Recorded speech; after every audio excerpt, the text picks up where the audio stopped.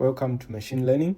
Today we are talking about missing data imputation, and we are talking about this because sometimes you are analyzing your data and you face some missing values. You might wonder what should you do because you don't want to work with missing values. So our data set is called life. This is the data set we are working with, and this is our data set, and we have life expectancy as the response variable and the remaining is explanatory.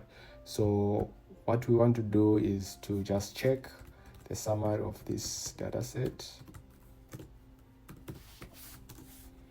Right, so we see this is our response variable and we don't have missing values. However, some of the explanatory variables have missing values, like this alcohol and these ones. All these are missing values, and sometimes you don't need to remove them, because if you remove them we are going to lose some important information. So the best way is to work with imputation techniques.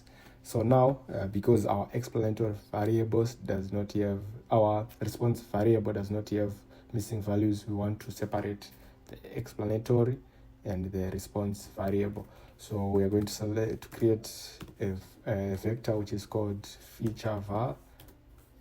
It just means feature values, variables.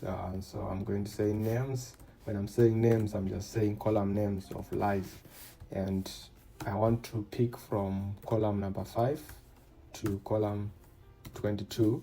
So if we are to look at this, we can see that our response variable is at column 4 and our explanatory starts at column 5 to 22. So those are the only ones I want to take. So I'm saying column 5 to 22, and then this is our feature variable. Then the next thing I would want to do is to use to visualize my missing values. So library, I will use this library, and then after that I'm going to call this function, which is visualize missing values. I'm going to call it, and I'm going to say life is my whole data set, but in life I just want to visualize the missing values in my features. So remember the feature vars we have created, which is 5 to 22. So if I do this, there should be a plot, right? So it means that we have 4.8 missing values out of 95% present values. So that's it, but we can further visualize the missing values by life expectancy being our response values. So we want to see at what range of the life expectancy are we having missing values. So to do that, we have a library called 1ara. So 1ara, the next thing is to create bins. So this is called binning your response value. So t bins are going to be bin. So this is the bin function. So what the bin function does, it sort of create categories for our response variable. As you can agree with me that our variable is a continuous variable with just a list of numbers.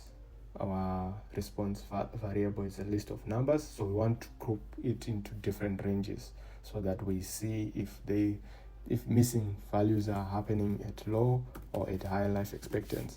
So I'm going to say life expectancy. This is my response variable, and I'm going to create a number of bins,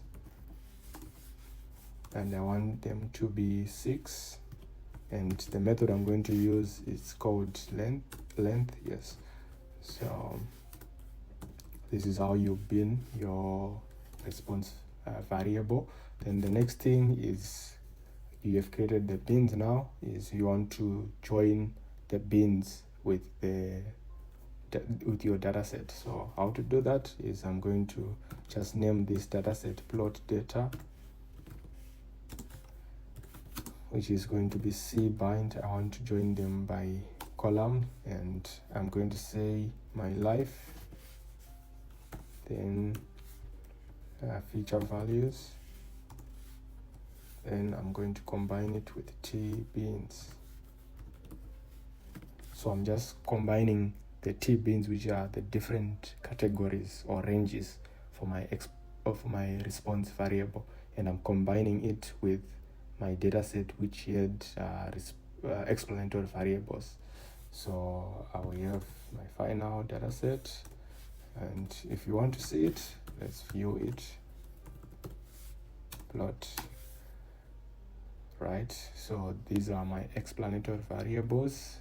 I'm combining them with my beans, which is sort of a range, different ranges, right? So then after that, we are now going to use a certain function called gmiss effect. So this will visualize the missing values by the explanatory variable. So my x is going to be my data, which is plot data, and my effect is going to be the beans now, T beans. If I run this, I can also put labs.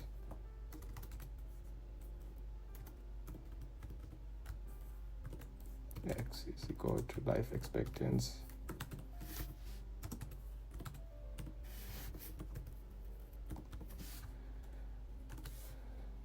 Right, so we have categorized our life expectancy in different categories, and we check the missing values for each category. So we can see hepatitis B is sort of a large number of missing values, and we just get to know where we are having our missing values. So that's it. The next thing is now to impute the dataset. We are going to use mice. Right, so I'm going to use mice. Mice is one of the imputation techniques.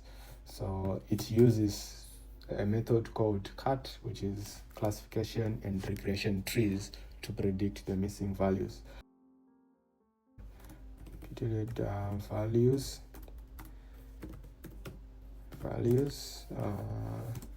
and I'm going to say mice. So the first thing is the data. The data is now going to be the life, which are my feature values, feature vars. Then the next thing is my M. I just want only one. Then the next thing is max iteration. So it is going to have some iterations. It will do the mice. How the mice works, it does iterations to, as it is predicting these missing values. So I want them to make only 4 iterations. And the next thing is the method. So the method now, I want it to be CAT, which is classification and regression trees. And then also I want it to print, so it will show us the progress. You can either make it true or false. So I want it to be true. Right, so if we run this, the process will start. Right, so these are the iterations that it was running, and it ran 4 iterations. Right, so the next thing is to replace now the imputed values with what we had. We had life, then this was our dataset, feature vars. So we want to replace these missing values which were in our feature values variables. So we are going to say complete. We use a function called complete, and complete now is going to be on the imputed values. But on the imputed values, we are going to take the first item because the imputed values is a list with different data types. So type of, if you see here, imputed, it will not come only with our data, but it will have other things. So it is a list. So if we are to view this imputed value,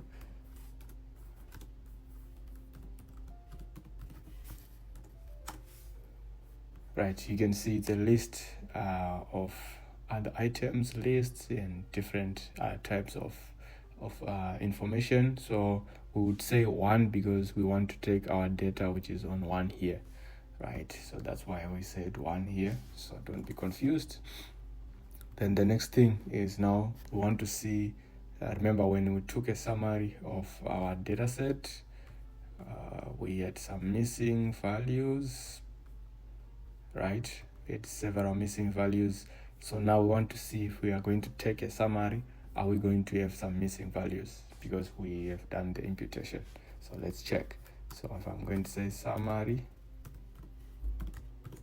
of life, then all rows and imputed also feature vars, right? Let's check for missing values, right? So it means we were able to remove all the missing values, to replace all the missing values.